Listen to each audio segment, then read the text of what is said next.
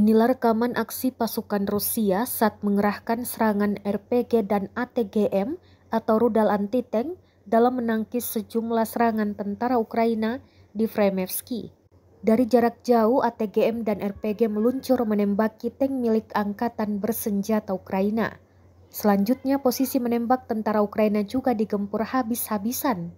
Rekamannya beredar di Telegram pada Selasa 13 Juni 2023. Dalam keterangan unggahan disebutkan, pasukan kelima Rusia berhasil menangkis serangan angkatan bersenjata Ukraina di Langkan Fremevsky.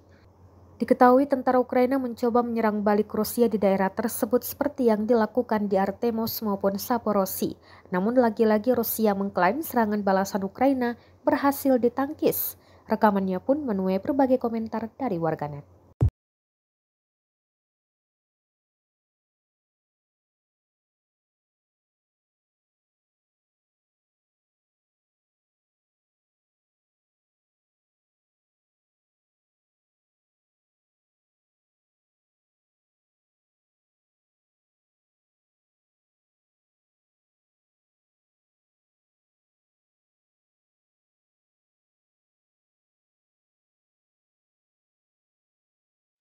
И угледар Донецкой Народной Республики уничтожены